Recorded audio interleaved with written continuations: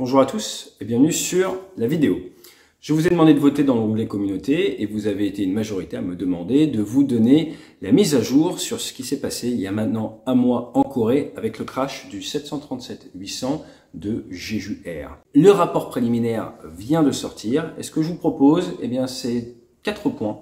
Dans un premier temps, nous allons regarder les faits tels qu'ils nous sont désormais de manière officielle partagés. Dans un deuxième temps, nous interroger sur le cursus des pilotes. Et il y a des choses extrêmement intéressantes à soulever. Dans un troisième temps, sur l'avion. Et pourquoi est-ce que nous n'allons pas disposer des enregistreurs de vol, que ce soit Flight Data, donc tous les enregistreurs de paramètres, ou CVR, Cockpit Voice Recorder, l'enregistreur de parole à l'intérieur du cockpit. Pourquoi est-ce qu'il manque 4 minutes et 7 secondes de data? Et ensuite, derrière, nous allons réfléchir aux différentes hypothèses qui s'ouvrent à nous, sachant que je ne compte pas refaire d'hypothèses très poussées comme la dernière fois, mais je compte soulever certains points d'attention pour lesquels, à l'heure actuelle, nous n'avons pas encore les réponses, mais qui peuvent vous permettre de réfléchir à la sécurité des vols et de vous imaginer la même situation et améliorer votre culture de la sécurité. Allez, jingle.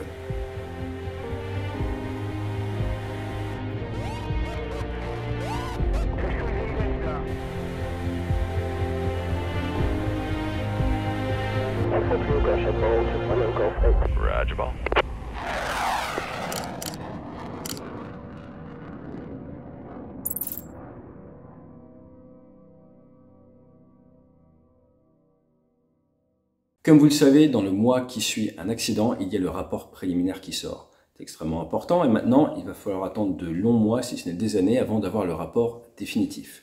Ce que l'on sait, le 737 avait décollé à 4h30 local, 175 personnes, 6 membres d'équipage à bord. Il se présente pour un atterrissage piste 01 avec des conditions météo qui sont, j'ai envie de vous dire, quasi parfaites. Pourquoi? On a un vent du 110, un peu de la droite arrière, pour 2 nœuds. Donc en fait, c'est un vent calme. Vous avez 9000 mètres de visibilité, ce qui est absolument suffisant. Vous avez un tout petit peu de nuages aux alentours des 1300 mètres. La pression est haute. Et vous avez 2 degrés. Donc quand la température est basse, c'est bon pour les réacteurs. L'air porte plus. Et un point de rosée à 0. Donc c'est dur d'avoir meilleure météo au petit matin. La tour de contrôle met en garde l'équipage sur la présence de périls aviaires, bird activity. Alors ils font ça à 8h57 et 50 secondes. Et j'ai envie de vous dire, en tant que membre d'équipage, c'est bien. Des fois vous avez des procédures par rapport à ça, mais il n'y a pas grand chose que vous pouvez faire. Vous êtes sur votre rail, vous êtes en train de faire votre approche ILS aux instruments, vous vérifiez tout ça à vue, mais vous n'avez pas commencé à faire du slalom. Néanmoins, vous chauffez, comme on dit, vous faites attention.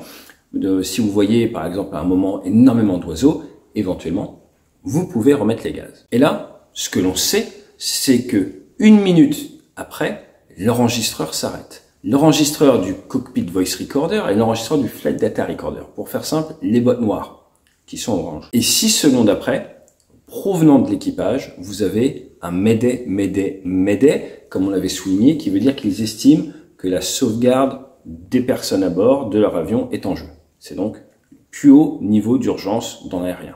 L'autre, c'est panne, panne, panne. En définitive, ils vont ouvrir vers la gauche, ils vont se représenter à contre-QFU, comme on dit, dans l'autre sens, face au sud, se poser aux alentours de la mi-piste, sortir de la piste à plus de 160 nœuds, ce qui est extrêmement rapide, et venir taper le terre-plein qu'ils vont traverser. Et grâce à ces images, on voit même qu'ils ont continué, le fuselage a continué, ils sont venus percuter le mur d'enceinte. On va avoir 2 survivants, les 2 personnels navigants commerciaux qui sont à l'arrière, qui ont eu la chance d'avoir tout l'avant du fuselage du 737 qui est venu amortir le choc, mais malheureusement, toutes les autres personnes sont décédées. Dans les autres points que l'on sait, c'est la présence d'impacts d'oiseaux dans chaque réacteur. Oui, dans les 2 réacteurs, il y a eu impact d'oiseaux. Et on a même le type d'oiseau. Ce sont des sarcelles élégantes. Alors la sarcelle élégante, ça fait entre 39 et 43 cm. Ça déploie ses ailes, vous êtes quand même sur une envergure de jusqu'à 75 cm. Et en termes de masse, en termes de poids, on est sur du 350 à 500 grammes. Vous voyez une bouteille d'1 demi-litre, c'est ça. Donc maintenant, si vous rentrez à travers de centaines de sarcelles, ça vous fait un paquet de bouteilles d'eau dans les réacteurs. Pour la petite histoire, ces petites sarcelles élégantes, elles mettent 45 à 50 jours avant de prendre leurs envols après être nées. C'est la petite minute nature. Toujours est-il, elles adorent les zones humides et elles sont présentes en très grand nombre dans ces régions-là, mais également dans le sud de l'Asie. Point important. À l'heure actuelle, nous ne savons pas exactement l'impact de ces collisions aviaires au niveau des réacteurs. Qu'est-ce que ça veut dire? Ça veut dire qu'on ne sait pas si les deux réacteurs ont continué à fonctionner de manière nominale, même si on se doute que c'est peu probable. Nous ne savons pas si un réacteur a perdu toute sa puissance, mais que l'autre a peut-être une puissance dégradée. Nous ne savons pas s'ils se sont retrouvés avec peut-être certains morceaux du réacteur abîmés, peut-être au niveau de la gearbox, au niveau des systèmes qui peuvent vous générer de la puissance grâce au réacteur. Bref, nous n'avons pas ces informations-là et elles vont être cruciales pour comprendre la suite. Mais juste avant de rentrer dans le détail de l'aéronef, je vous propose qu'on regarde les PNT, les personnes navigantes techniques. Le commandant de bord avait 6823 heures. Pilote, 1650. Rien de bien choquant, c'est assez classique et j'ai même envie de vous dire, c'est quand même un nombre d'heures plus que respectable. Néanmoins, et là, je vais mettre mon chapeau de nord-américain. Comme vous le savez, j'ai passé mon pilote de ligne américain, mon pilote de ligne canadien, mais j'avais passé pilote de ligne américain. Pourquoi je vous parle de ça? Parce qu'aux États-Unis, depuis le crash de Buffalo en 2009, ils ont changé la réglementation et ils ont dit que vous n'avez pas le droit d'aller en compagnie aérienne si vous n'avez pas un minimum de 1500 heures. Maintenant, si vous regardez les grandes compagnies, soit les flag carriers, comme on dit, en Air Canada, ils vont vous demander au minimum 2500 heures. Mais, et là j'insiste, ce qui est très intéressant, c'est de voir qu'il y a différents états d'esprit de par le monde. Vous avez différentes manières d'accéder au cockpit d'un avion de ligne. En Amérique du Nord, généralement, dans 95% du temps, vous allez faire soit une formation militaire, soit une formation civile. La formation militaire, quand vous sortez, vous avez assez d'heures de vol pour passer directement dans l'aviation de ligne, pas de souci. Si vous faites une formation civile, vous allez monter en gamme. Et monter en gamme, ça veut dire quoi? Ça veut dire en fait accéder à des avions de plus en plus gros, avec de plus en plus de passagers, de plus en plus de puissance, au fur et à mesure de votre évolution de carrière. Vous n'allez pas, juste après votre école de pilote, vous retrouver aux commandes d'un Airbus A320. Ça, c'est interdit par exemple aux États-Unis. Il vous faut 1500 heures. Alors il y a des dérives avec des pilotes qui font de l'instruction ou qui font des vols en Cessna pendant des heures. C'est pas très productif comme heure de vol, mais la philosophie derrière est tout simplement qu'ils estiment que vous devez avoir forgé votre expérience aéronautique comme un grand garçon sur un autre type d'aviation avant d'aller aux commandes d'un Airbus A320 ou d'un 737 dans les grandes compagnies. Pourquoi? Si vous voulez mon avis, mais là ça serait même toute une vidéo dédiée, les nouveaux avions sont tellement sûrs qu'ils ne sont plus formateurs. J'ai eu la chance par exemple de faire du super étendard. C'était très souvent en panne. Ça va vous former. 50 heures de super étendard, vous allez avoir des pannes. Pouf, vous grandissez en tant que professionnel, vous vous connaissez en situation de panne.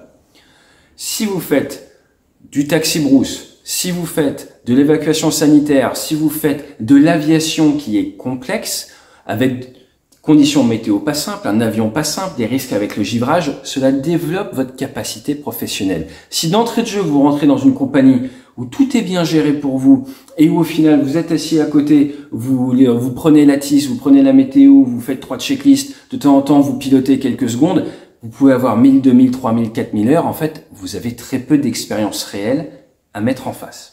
Et là, on est face à deux mentalités profondément opposées. Et si vous vous demandez pourquoi je suis parti en Amérique du Nord, c'est parce que j'aime cette mentalité nord-américaine qui est que tu ne dois pas arriver dans un cockpit d'avion de ligne sans avoir pu forger vraiment ton expérience par d'autres types d'aviation.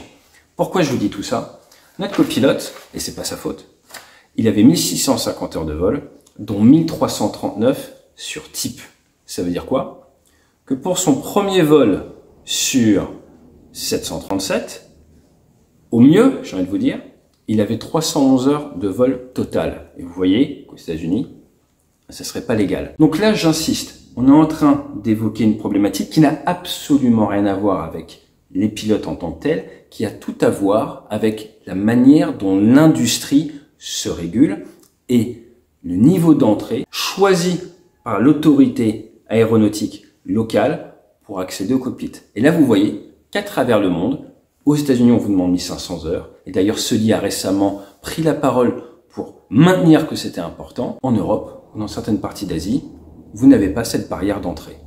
Bien, pas bien, c'est pas moi qui vais trancher aujourd'hui, c'est pas du tout l'idée de cette chaîne, mais l'idée c'est de vous sensibiliser à ça, car peut-être que l'aviation aurait besoin d'un bon débat sur le sujet une bonne fois pour toutes. Dans tous les cas, j'avais attiré votre attention sur leur nombre d'heures dans les derniers mois. Là, on voit que dans les 90 jours, vous avez 186 heures pour le commandement de bord, c'est quand même pas mal, mais ce qui n'est pas rien d'illégal, c'est pas fou, et 164 heures pour le copilote. Par contre, l'information, moi, qui m'intéressait, est-ce que c'est eux qui ont amené le 737 au vol d'avant? Nous ne l'avons pas. Ça va être très important pour la fatigue. Vous avez parlé des vols red-eye, du rythme circadien. Il est probable que là, l'équipage était très fatigué au moment où ils ont été confrontés à la panne. Donc, ce que l'on retient au niveau de l'équipage, c'est ça, c'est qu'on a un copilote qui a, au mieux, commencé à voler sur 737 avec 311 heures de vol et qu'il existe, de par le monde, et je ne cherche pas à juger, certains pays qui interdisent l'accès à ce type de transport, à ce type d'avion en dessous de 1500 heures, alors que d'autres pays, la France, en Asie, vont vous autoriser l'accès avec une barrière d'expertise aéronautique qui est plus faible. Encore une fois, toutes les heures ne se valent pas, tout se discute, je voulais juste attirer votre attention sur ce sujet. Pour revenir sur notre 737-800, il a fait son tout premier vol officiel en compagnie début septembre 2009 pour Ryanair.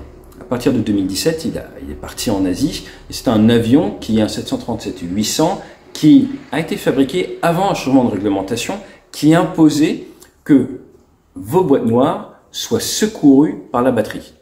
Ça veut dire que cette génération d'avions puisait l'électricité pour faire fonctionner les boîtes noires sur le bus AC, donc sur courant alternatif principal, secouru par la transfer bus. Donc pour faire très simple, si vous avez vos deux réacteurs en panne, eh bien vous allez avoir des petits soucis pour enregistrer. Ce n'est pas secouru par la batterie. Par contre, vous avez une batterie à bord qui va vous donner du courant continu et votre radio, la VHF1 qu'on a pu entendre lorsqu'ils ont fait le Mayday, elle est reliée à la bus standby d'ici, tout simplement. La réglementation a évolué, n'a pas été rétroactive et cet avion n'était pas aux toutes dernières normes. Pour ce qui est de l'alimentation électrique de ces boîtes noires, c'est tragique, c'est triste, mais c'est légal.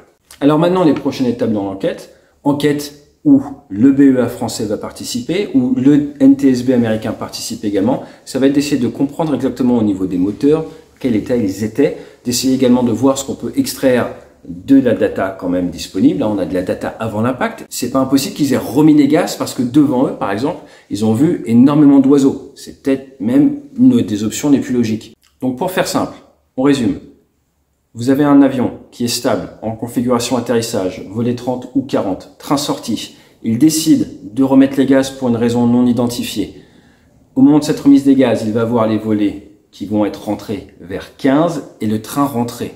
Et 4 minutes après, il se présente volé entièrement rentré sans le train. Et c'est vraiment cette période-là que l'on ne comprend pas à l'heure actuelle en tant que professionnel de l'aérien et que les enquêteurs vont devoir essayer de comprendre et d'expliquer.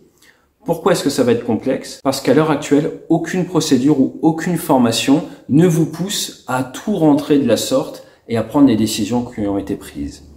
Maintenant, comme souvent, nous sommes en train de voir tout ça à chaud sans disposer de tous les éléments et c'est les limites justement des réactions à chaud.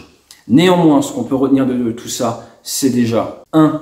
Le danger de vouloir faire la piste à tout prix dans une approche non stabilisée. Parfois, il vaut mieux accepter d'aller se poser dans un champ ou dans l'eau que d'arriver trop rapide sur une piste où derrière, il n'y a pas de prolongement qui va vous permettre de freiner de manière sécure. En 2, l'importance de prendre le temps pour bien préparer son approche. Normalement, en cas de panne, on a 15 à 20 minutes de traitement de panne, le temps de se préparer, le temps de faire les checklists, le temps de briefer avant de se poser. En 3, le fait que dans leur cas, il y a bien eu un pacte d'oiseaux des deux côtés. Donc on est peut-être dans un cas qui est un petit peu hors checklist, un petit peu compliqué. Qu'en 4, toutes les autorités aéronautiques du monde ne partagent pas les mêmes critères d'accès au cockpit d'un avion de ligne. Et en 5, et peut-être le point le plus intéressant, eh bien que ce n'est pas tout blanc ou noir. Vous êtes impacté par des oiseaux d'un demi-kilo au niveau des réacteurs, peut-être eh bien que ceux-ci vont se dégrader dans le temps, peut-être que votre panne va être évolutive.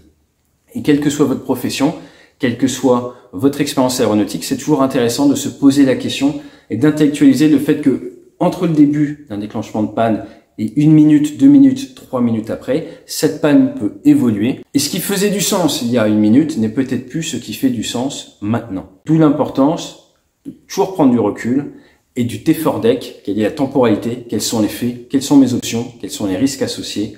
On décide, on exécute et on contrôle. Facile à dire quand on est tranquillement assis dans un fauteuil en train de préparer des livres sur la sécurité. Beaucoup plus dur au petit matin, quand on n'a pas dormi et qu'on ne s'attendait pas forcément à se retrouver à faire un face-à-face avec des centaines d'oiseaux. Je vous dis à très bientôt sur la chaîne. On se retrouve vendredi pour une vidéo sur une éjection assez incroyable en F-16. Au nom de toute l'équipe Débrief, merci encore pour votre soutien. Faut pas oublier que c'est pas que AT. On est une petite équipe avec cette structure française à travailler derrière ces vidéos. Et en plus, dans les prochains jours, on aura la chance d'avoir des followers, des stagiaires avec nous. Et ça, c'est une autre histoire. Allez, fly safe.